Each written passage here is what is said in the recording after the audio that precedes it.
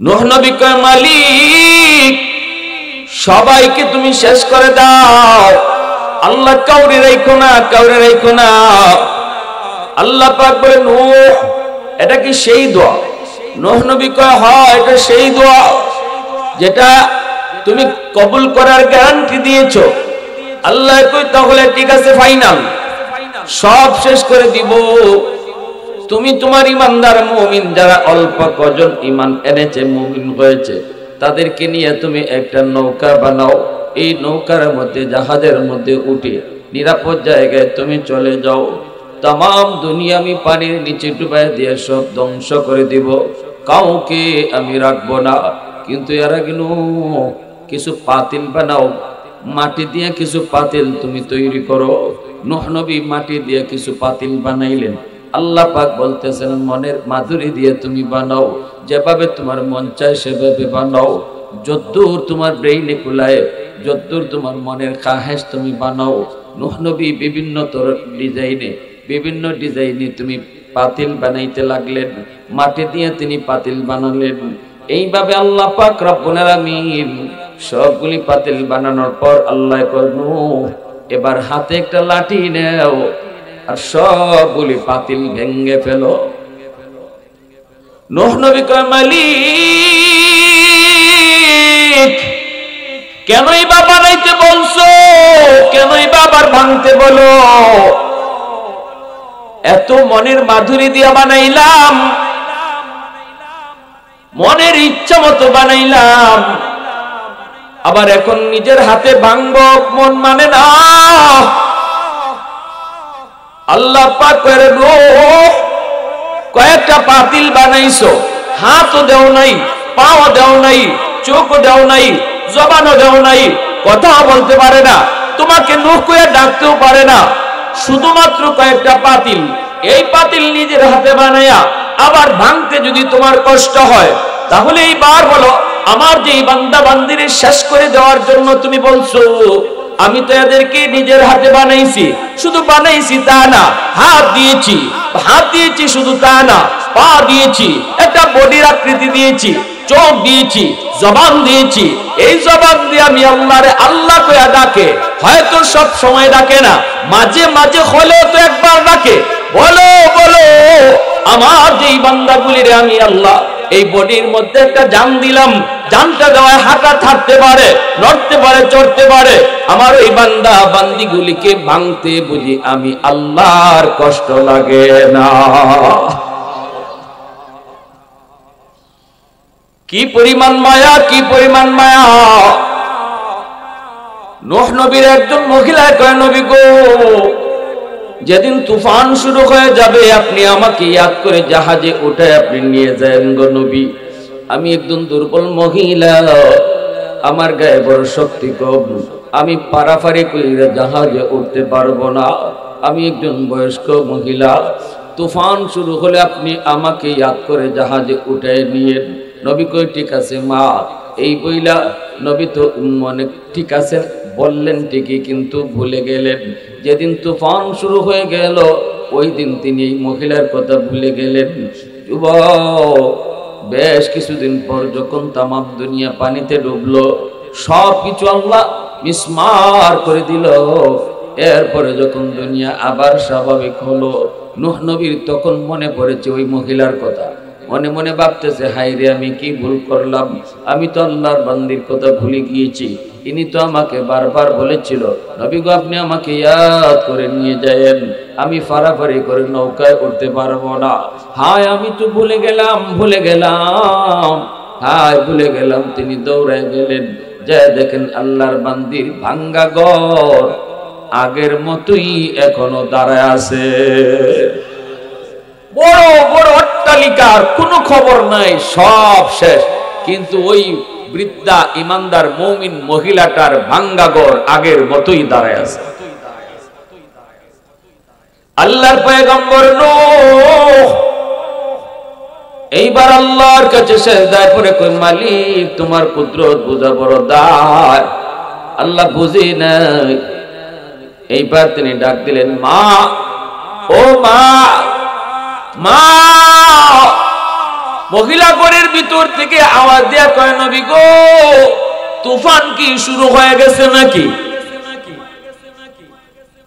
এই দিকে তুফান শেষ, তামাম দুনিয়া পানির নিচে ডুবলো, মহিলার খবর নাই।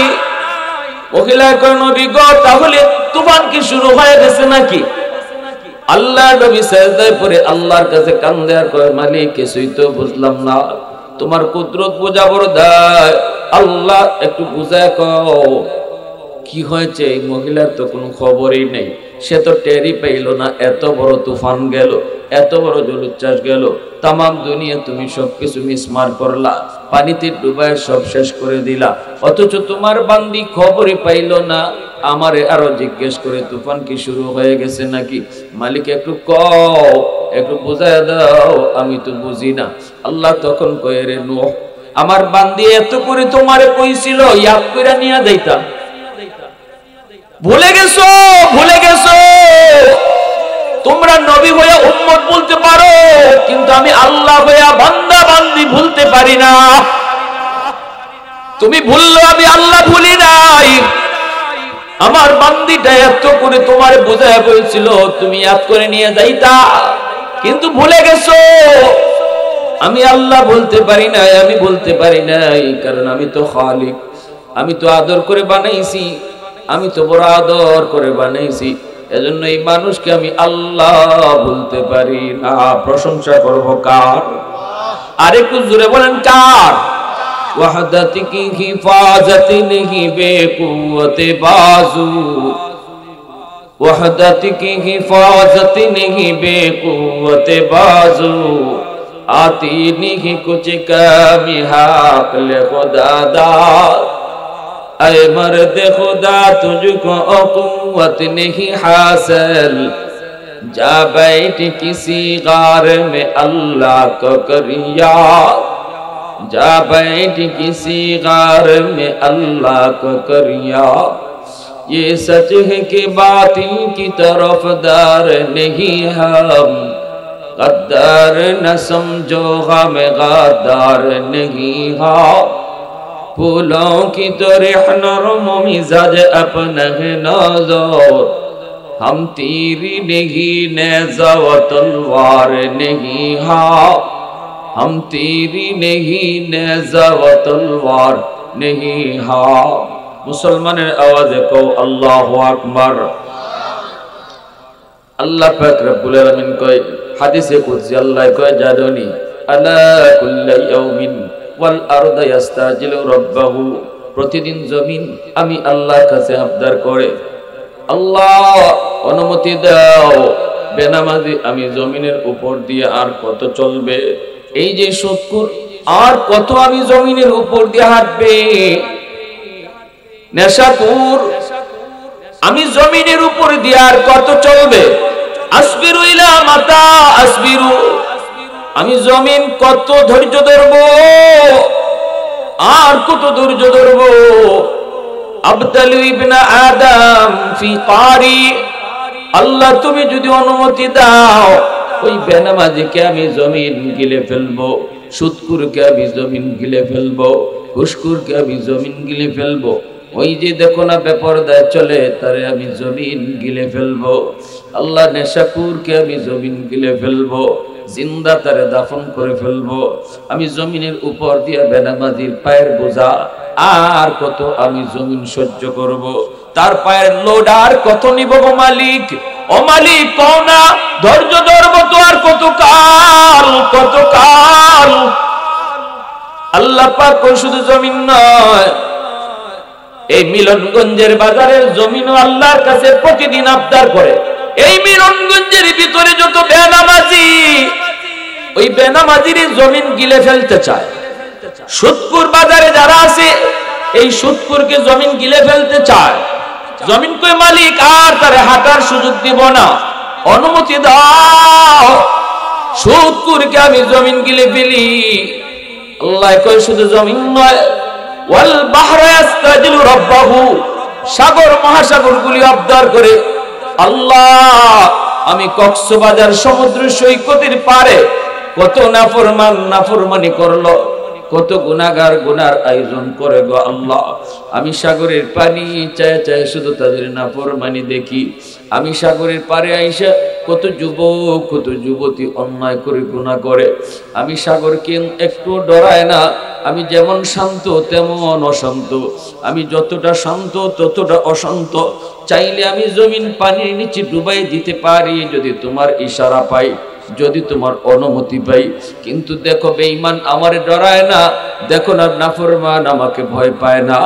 আল্লাহ তুমি যদি অনুমতি দাও ওই নাফরমান গুলারে আমি পানি দিয়ে ডুবাইয়া দেব। যেই জমিনটারে ওরা নাপাক বানাইছে এই নাপাক জমিনটারে আমি পাক বানায় দেব। আল্লাহ পাক রব্বুল আলামিন তখনই জমিনরে ধমক দেয়, সাগর মহাসাগরে আল্লাহ ধমক দিয়ে কই জমিন থাম থাম। আল্লাহ কইরে জমিন ভালো করে শুন, আমি আল্লাহ দেখতেছি এই জমিনের ভিতরে কত গুনাহ হয়, কত অন্যায় হয়, কত অত্যাচার হয়, কত জুলুম হয়। আমি আল্লাহ দেখতেছি কত নাফরমানি হয়। এরপরও আমি কেন নগদ ধরি না জানোনি? কারণ এই মানুষকে আমি আল্লাহ বড় আদর করে বানাইছি। আসমান আল্লাহ বানাইছেন কুন ফায়াকুন বইলা, জমিন আল্লাহ বানাইছেন কুন ফায়াকুন বইলা, ফেরেশতা আল্লাহ বানাইছেন কুন ফায়াকুন বইলা। কিন্তু আমারে আপনারে আল্লাহ পাক কুন ফায়াকুন বইলা বানায় নাই। আমারে আপনারে যখন আল্লাহ বানাইছে আল্লাহ বলে খালাকতু বিয়াদাইয়া, এ জমিন এই মানুষকে আমি নিজের হাত দিয়ে বানাইছি। কারণ এই চেহারার মধ্যে এত দামি কপাল, এই কপাল দিয়ে বান্দা আমি আল্লাহর কুদরতি কদমে সেজদা দিবে। কপালটা আমি বানাইছি আমার সেজদার জন্য। এই কপাল ফেরেশতাদের হাতে বানাইলে হয় না, এই কপাল আদেশ দিয়ে বানাইলে হয় না। এই কপালটা আমি আল্লাহ নিজের হাত দিয়ে বানাইছি। এজন্য আল্লাহ পাক করে জমিন শুন শুন, আমার আর আমার বান্দা বান্দির মাঝখানে তোমরা কেউ নাক গলাবা না। আমি অপেক্ষায় আছি। 60 বছর 70 বছর যাবত আমার বান্দা গুনাহ করে, কোথায় কখন কোন সময় জানি ওয়াজ মাহফিলে যাব দিলটা নরম হয়ে যায়।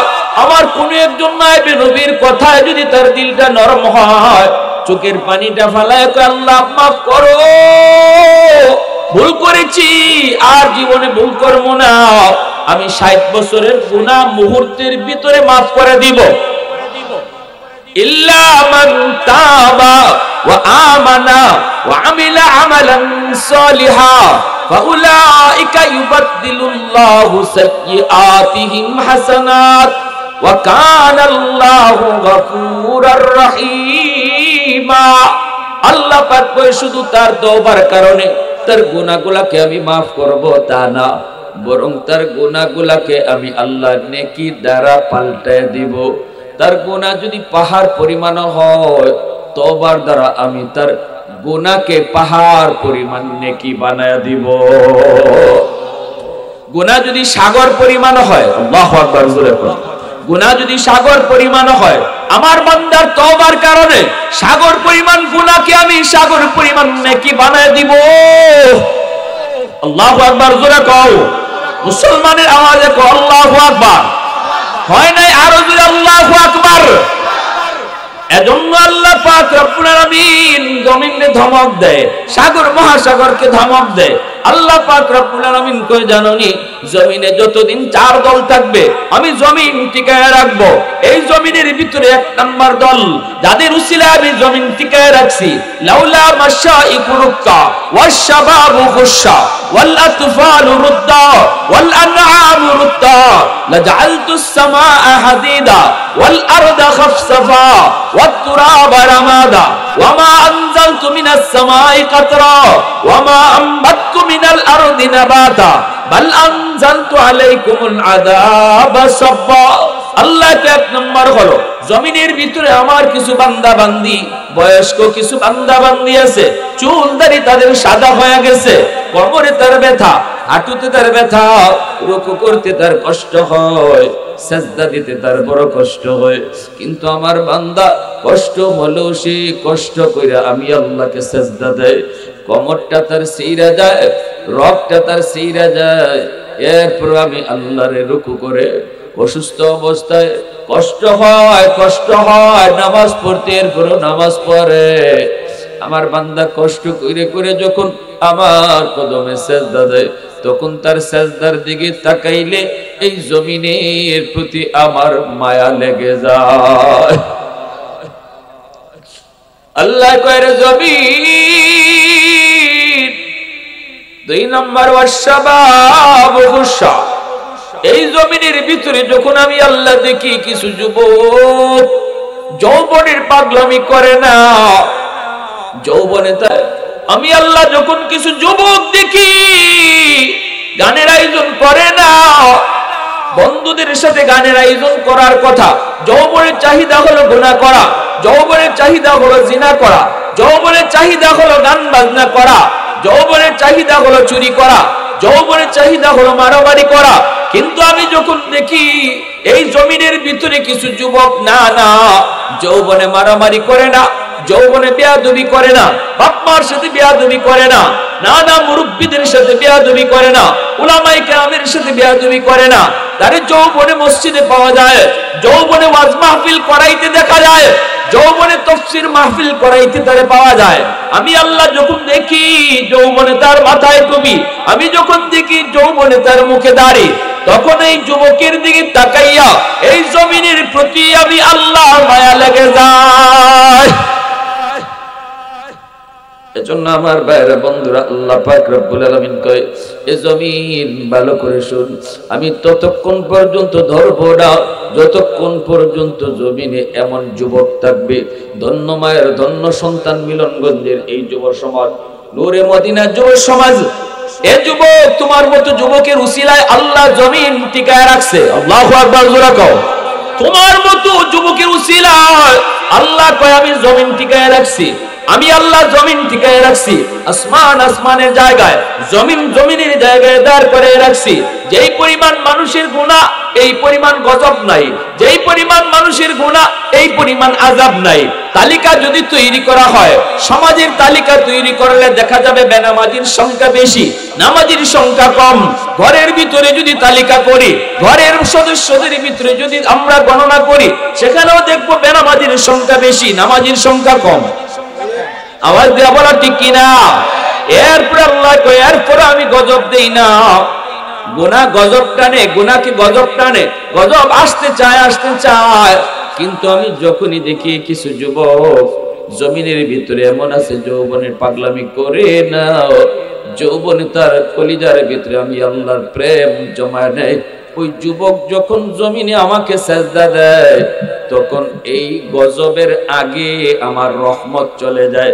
ইন্না রহমাতি সাবাকাত আলা গজবি, তখনই আমার গজবের আগে রহমত চলে যায়। যখন সুবহানাল্লাহ, একটু মহব্বতের সাথে মাওলা পাকের জিকির করি, লা ইলাহা ইল্লাল্লাহ, আওয়াজ দিয়া লা ইলাহা ইল্লাল্লাহ।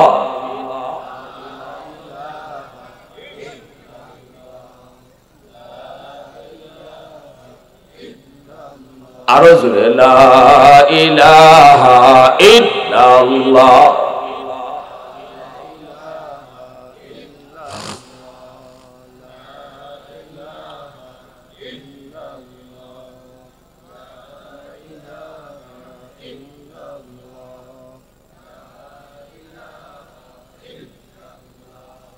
লা ইলাহা ইল্লাল্লাহ,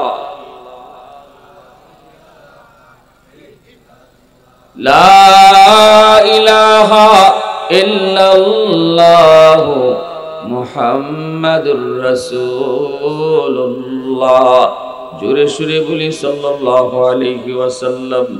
এ যুবক, এবার তুমি যদি বলো হুজুর পারি না, যৌবন কালে আল্লাহরে ডাকতে পারি না হুজুর, বড় কষ্ট হয়, যৌবনে আমারে দেয় না মসজিদে যাইতে, যৌবনে আমারে দেয় না ওয়াজ মাহফিল করাইতে, হুজুর দেয় না, শুধু গুনার দিকে ডাকে।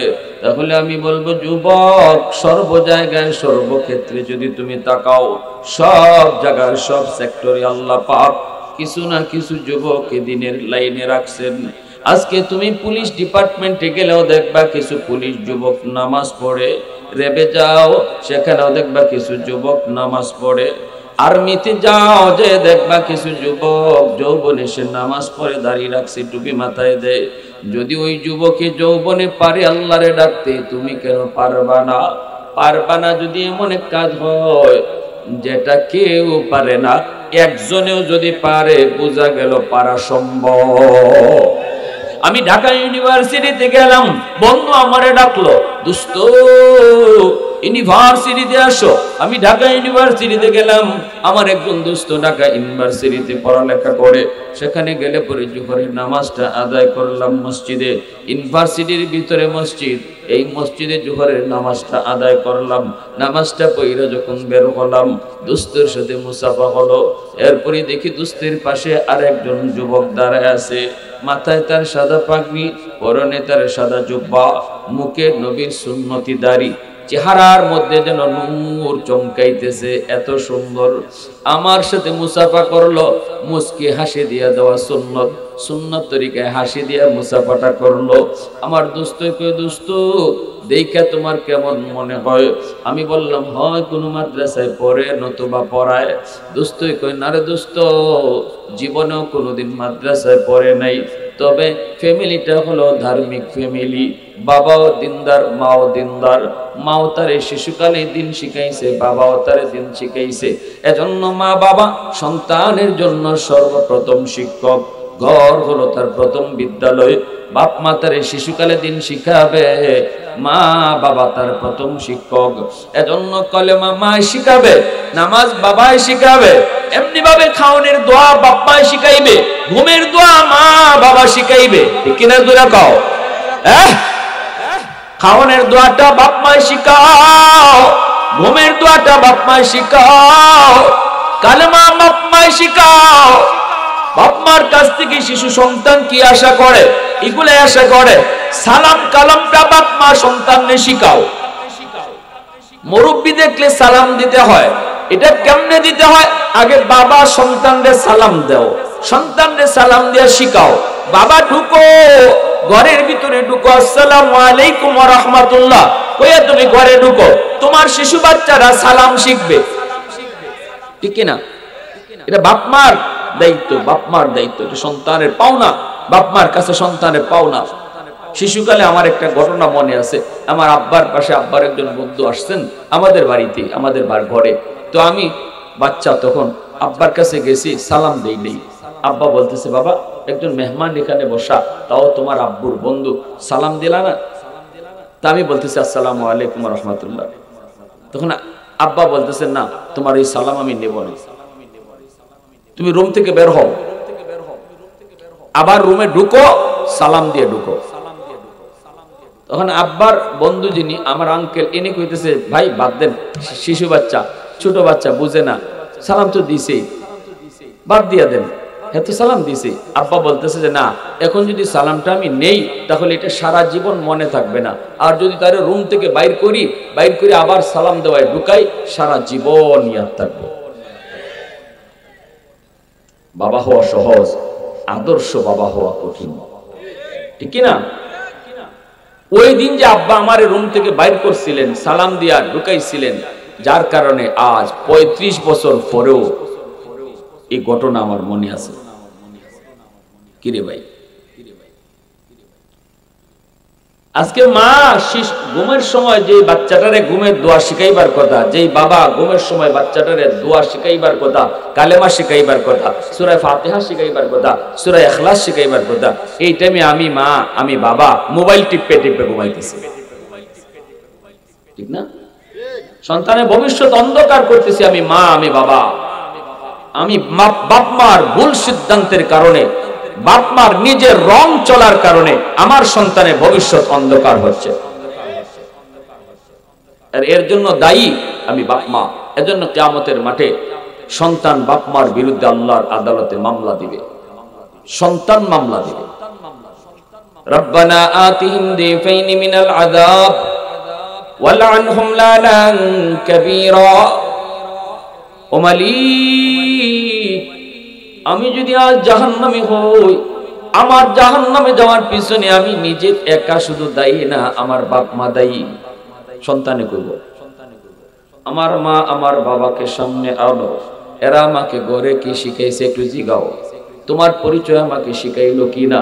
আল্লাহ খাইতে বসলে যদি আম্মায় কইতো বাবা ডান হাতে খাও, বিসমিল্লাহ কইয়া খাও, বিসমিল্লাহ কইয়া খাও, আমি জিগাইতাম মা ডান হাতে খাইলে কি হয়, তখন মা কইতো আল্লাহ খুশি হয়, তখনই আমি মালিক তোমাকে আমি চিনতাম। ঠিক না?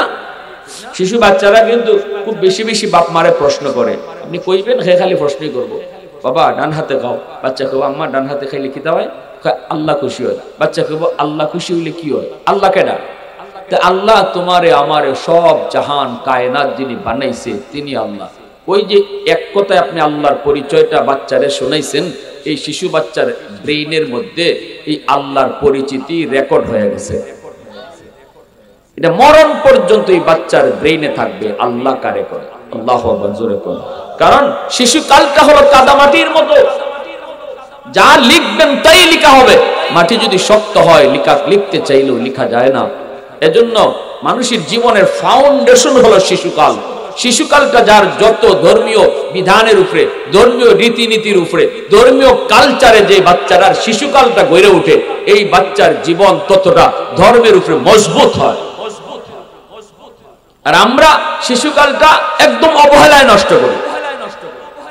মা টেলিভিশন দেখতেছে, বাচ্চারে লইয়া দেখতেছে, বাপে নাইস গান দেখতেছে, বাচ্চারে লইয়াই দেখতেছে। ঠিক না? অথচ আমার বাচ্চা দুনিয়াতে আসছে মঈনুদ্দিন চিশতির মতো ওলি হইয়া। এটা আল্লাহর রাসূলের হাদিস, কুল্লু মাউলুদিন ইউলাদু আলাল ফিতরা ফাআবাওয়াহু ইউহাব্বিদানিহি আও ইউনাসসিরানিহি আও ইউমাজ্জিসানিহি। রাসূল বলেন সকল সন্তান দুনিয়াতে আসছে আল্লাহর ওলি হইয়া, এরপরে তার বাপ মার ভুল সিদ্ধান্তের কারণে তার ওলায়ত নষ্ট হয়, তার বুজুর্গি নষ্ট হয়। নতুবা আমার বাচ্চা আব্দুল কাদের জিলানী হইয়া দুনিয়া আইছে, এটা রাসূল কইতেছেন, সে কবরেও যাবে জিলানী হইয়া যদি বাপ মার সিদ্ধান্ত সঠিক হয়। আমার ভাইয়েরা বন্ধুরা জন্য বলি, বাচ্চাটার সামনে ঘরটারে তুমি ধর্মীয় কালচারে গড়ে তুলো, সালাম কালামের আমল ঘরে তৈরি গড়ে তুলো। মা স্বামী স্ত্রীরে সালাম দাও, স্ত্রী স্বামীরে সালাম দেখ, বাপরে সালাম দাও, সন্তানে মারে যে সালাম দাও, ঘরে ঢুকো, মুসাফা করো। এই দৃশ্যগুলো আমার শিশু বাচ্চা দেখুক, সে শুনুক। এই দেখা শোনাটা তার দিল আর দিমাগের ভিতরে শিশুকালে রেকর্ড হইতেছে, রেকর্ড। বড় হওয়ার পরে তার শিখাইতে হবে না মুসাফা, হে শিশুকাল থেকে মুসাফা দেখিয়া শিখছে। ঠিক না? জোরে বল। সালাম শিখাইতে হবে না, সালাম শূন্যই শিখছে। এজন্য ধর্মীয় কালচারে আমার আপনার ঘরটা সুন্দরভাবে সাজাইতে হবে। আমার দোস্ত কইতেছে, দোস্ত এই যে তোমার সাথে মুসাফা করলো, এত সুন্দর তার চেহারাটা, নুরানি চেহারা, মাথায় তার সাদা পাগড়ি, পরনে তার জুব্বা, এই লেবাস দেখে তুমি মনে মনে ভাবতেছো সে কোনো মাদ্রাসায় পড়ে, নতুবা মাদ্রাসায় পড়ায় না। রে দোস্ত, সে মাদ্রাসায় পড়ে নেই, শিশুকাল থেকে সে স্কুলে পড়ছে, কিন্তু তার মা বড় ধার্মিক, বাবাও বড় ধার্মিক, ঘরের পরিবেশটা ছিল ধর্মীয় পরিবেশ, ধর্মীয় কালচারে সে বড় হয়েছে। এজন্য এই বাচ্চাটা, এই যুবকটা শিশুকাল থেকে সে ধর্মের উপরে মজবুত। কলেজে পড়ে তখনও নামাজ ছাড়ে নেই, আজকে ঢাকা ইউনিভার্সিটিতে ভর্তি হলো, জন্মদারি, এখনো তার মুখে জন্মদারি, একবারের জন্য দাড়ি কামায় নাই। আল্লাহু আকবার জোরে কও। স্কুলে পড়লো, অথচ মুখে তার জন্মদারি, চাপায় জন্মদারি, দাড়ি একবারও কাটে নাই। ঢাকা ইউনিভার্সিটিতে ভর্তি হয়েছে, এমন মেধা, মেধা তো হবে, মেধা হবে না মানে যে মা সন্তান পেটে নিয়ে পর্দায় চলে, এই সন্তান বড় হওয়ার পরে মেধাবী হয়, মেধাবী হয়। পেটে সন্তান নিয়ে যদি মা বেশি বেশি টক খায়, সন্তান বড় হওয়ার পরে টক প্রিয় হয়। পেটে সন্তান নিয়ে যদি মা বেশি বেশি মিষ্টি খায়, সন্তান বড় হওয়ার পরে মিষ্টি প্রিয় হয়। পেটে সন্তান নিয়ে যদি মা বেশি বেশি ঘুমায়, সন্তান বড় হওয়ার পরে অলস হয়। পেটে সন্তান নিয়ে যদি মা টুকটাক কাম কাজ করে, এই সন্তান বড় হওয়ার পরে কর্মঠ হয়। পেটে সন্তান নিয়ে যদি মা বেশি বেশি গান শুনে, সন্তান বড় হওয়ার পরে গায়ক হয়। পেটে সন্তান নিয়ে যদি মা বেশি বেশি কোরআন পড়ে, এই সন্তান অল্প দিনে হাফেজে কোরআন হয়। এজন্য মা বড় দিনদার, পর্দার ভিতরে থাকে মা। ও যুবক, ওই মা পর্দার ভিতরে সন্তানকে নিয়ে রাখছে, নিজেও পর্দার ভিতরে চলছে, যার কারণে মেধা তার ভালো। আমার দোস্ত কয় ঢাকা ইউনিভার্সিটিতে যখন ভর্তি পরীক্ষায় সে দিয়েছে, এই ভর্তি পরীক্ষায় সবার চেয়ে বেশি নাম্বার পাইছে, এজন্য তার ইংলিশে অনার্স দেওয়া হয়েছে। ঢাকা ইউনিভার্সিটিতে ইংলিশে অনার্স সবাই পায় না, সর্বোচ্চ নাম্বার যারা পায় তাদেরকে ইংলিশে অনার্স বিভাগ দেওয়া হয়। সে ইংলিশে অনার্সে ভর্তি হয়েছে এবং ইংলিশে অনার্সে ভর্তি হয়ে শেষ না, অনার্সেও সে ফার্স্ট ক্লাস ফার্স্ট হয়েছে। ঢাকা ইউনিভার্সিটিতে সেই হলো সর্বোচ্চ ব্রিলিয়ান্ট স্টুডেন্ট, এর চেয়ে মেধাবী কোন ছাত্র নাই। সমস্ত টিচাররা তারে চিনে, সমস্ত ছাত্র ছাত্রীরা তারে চিনে। আমি তখন বুকের সাথে বুক মিলায়া কপালে একটা চুমা দিয়ে বলছিলাম, ভাইরে একটু কও না, এই ঢাকা ইউনিভার্সিটির মতো পরিবেশে আমার নবীর সুন্নতি লেবাস লইয়া তুমি চলতেছো, তোমার কি অসুবিধা হয় না?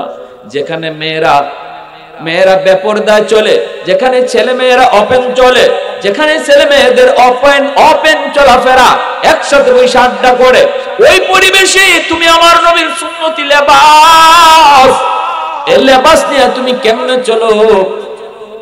যুবকটা চোখের পানি ছেড়ে কয়, হুজুর একটু দোয়া করবেন। আলহামদুলিল্লাহ, আমাকে আমার উস্তাদরা বড় মায়া করেন, আমার সাথী সঙ্গী সবাই আমাকে বড় শ্রদ্ধা করে, মায়া করে। এমনকি ভার্সিটির মেয়েরা আমাকে দেখলে পরে মাথায় কাপড় দিয়া দেয়, এতটা সম্মান আমারে করে। মেয়েরা আমারে দেখলে কাপড় দিয়া দেয়, মাথায় কাপড় দিয়া দেয়, সবাই সালাম দেয়, আমি সালাম করি, সালাম নেই, এতটা ইজ্জত সম্মান দিতেছে। যুবক যৌবনে আল্লাহরে ডরাইয়া নবীর লেবাসে, নবীর রঙে রঙিন হওয়ায় আল্লাহ তার ইজ্জত কমাইছে না বাড়াইছে? আওয়াজ দিয়া কও, বাড়াইছে। সবাই তারে বিশ্বাস করে, সবাই তারে বিশ্বাস করে। এই নবীর রংটার এত দাম, এত ইজ্জত, এত সম্মান, দুনিয়াতে আল্লাহ ইজ্জত বাড়াইছে। এজন্য আল্লাহ পাক রব্বুল আলামিন কই, যুবক তোমার মতো যুবকের কারণে আমি আল্লাহ আসমান জমিন এখনো টিকায় রাখছি। জোরে কও সুবহানাল্লাহ। কারণ যৌবনের পাগলা গোরাকে তুমি টাইনা ধরছো, পাগলা গোরাকে যেদিকে খুশি ওইদিকে তুমি টানতে দাও নাই, ধরতে দাও নাই। এজন্য আমি আল্লাহ তোমার খাতিরে জমিন টিকায় রাখছি। এ যুবক, এরপরে আল্লাহ কয় 3 নাম্বার হলো ওয়াল আতফালু রুদ্দা। জানুনি ঘরে ঘরে কিছু শিশু বাচ্চা আছে, শিশু বাচ্চাদের কোনো দোষ নাই, কোনো অন্যায় নেই, কোনো অপরাধ নেই। শিশুরা হলো নিষ্পাপ, তারা হলো নিষ্পাপ, এদের কোনো গুনাহ নাই, গুনাহ নাই।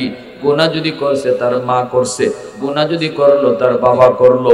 এই বাপ মার গুনার কারণে জমিনে যখন গজব আসতে চায়, গজব, এই শিশু বাচ্চাটার উসিলায় আমি আল্লাহ গজব থেকে জমিনকে বাঁচায় রাখি।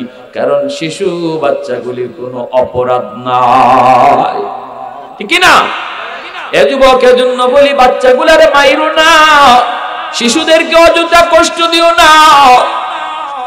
আমি গুনাহগারের রিজিক আল্লাহ বন্ধ করে দিত, কিন্তু আল্লাহ কয় তোমার ঘরে 2টা অবুঝ বাচ্চা আছে, এই বাচ্চার উসিলায় আমি আল্লাহ ঘরের সবাইরে খাওয়াই। 2টা অবুঝ বাচ্চার উসিলায় আমি আল্লাহ নাফরমান ঘরের সব নাফরমানরে আমি এই 2টা অবুঝ বাচ্চার উসিলায় খাওয়াই। সুবহানাল্লাহ। আর হুজুরে কোন এই সমাজের ভিতরে আল্লাহ কয় যেই পরিমাণ বেনামাজি আসমানি গজবাইতো, কিন্তু আমি যখন দেখি জমিনের ভিতরে কিছু শিশু আছে, কিছু অবুঝ বাচ্চা আছে, এরা নিষ্পাপ, এরা ফেরেশতার মতো, আসমানি গজব যদি নামে এই গুনাহগারগুলির কারণে বাচ্চাগুলা গজবে পইরা যায়, অথচ বাচ্চাদের কোনো দোষ নাই, বাচ্চাদের কোনো অপরাধ নাই।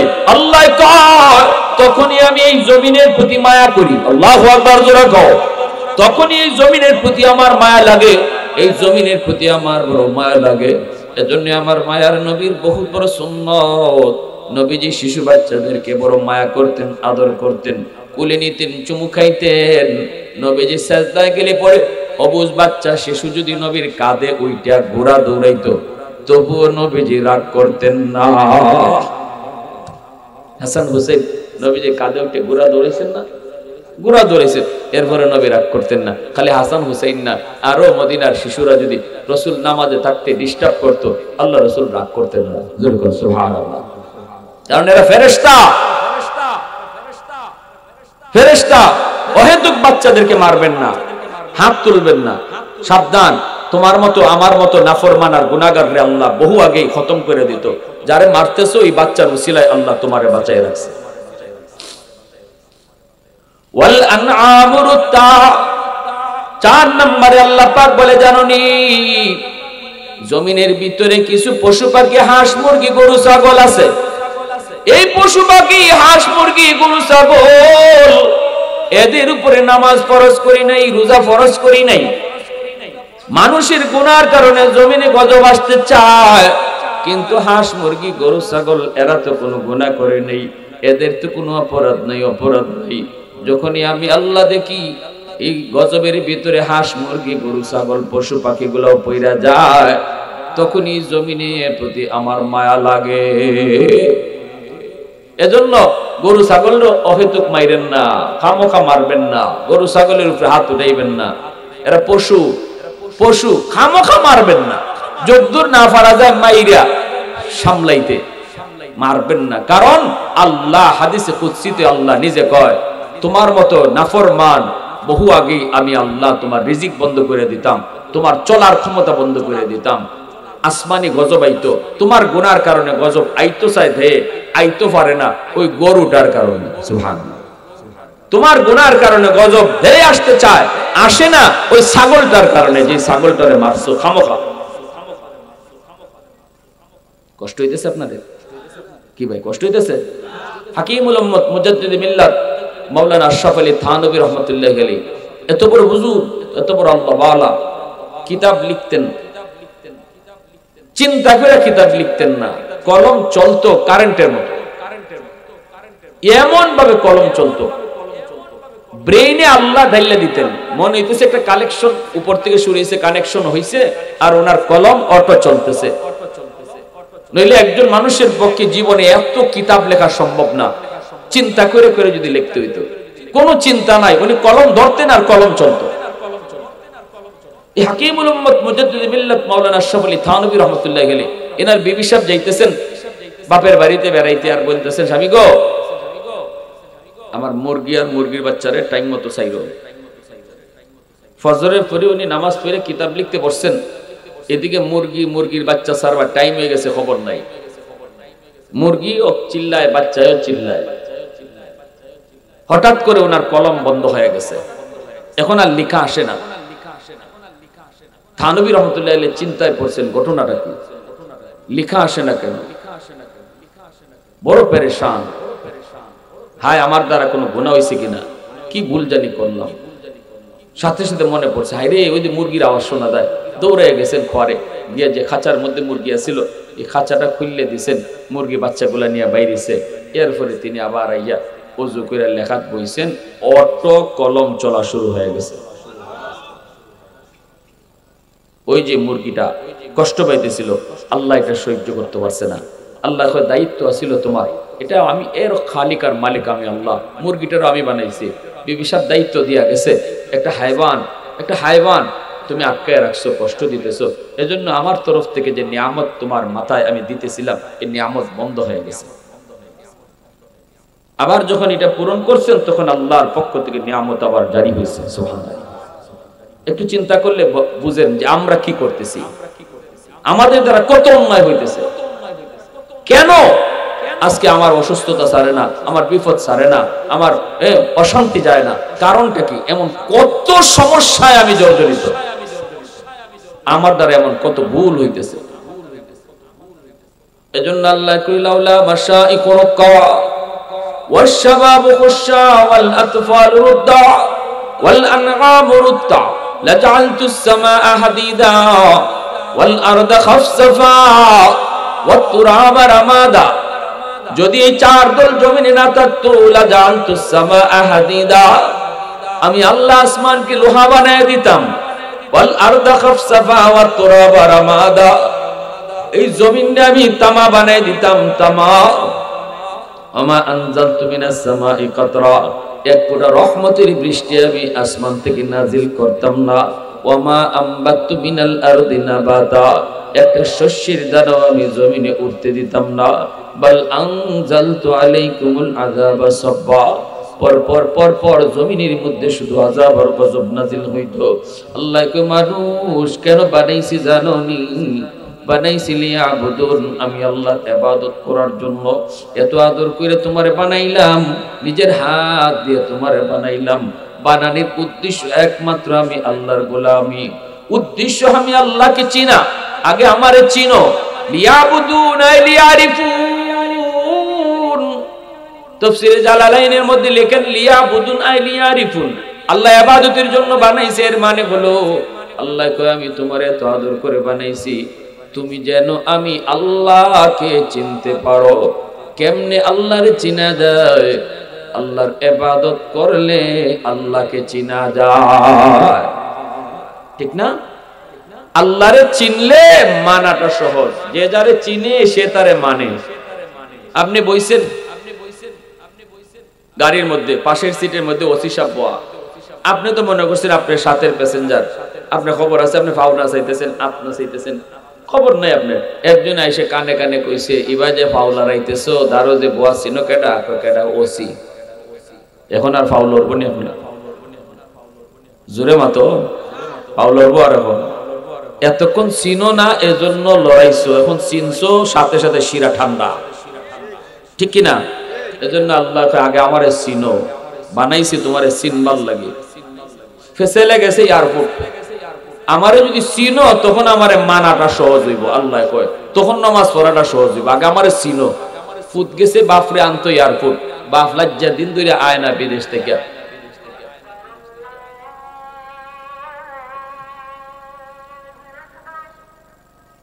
তাহলে আল্লাহ আমাদেরকে বানাইছে কেন লাগে? আল্লাহর গোলামের লাগে। মনে থাকবো না ইনশাআল্লাহ? কার জন্য, কের জন্য বানাইছে আল্লাহ? 5 ওয়াক্ত নামাজ ঠিক মতো পড়তাম, আল্লাহরে মাইন্না চলতাম। কারা কারা রাজি আছে একটু হাত উঠে আল্লাহরে দেখা।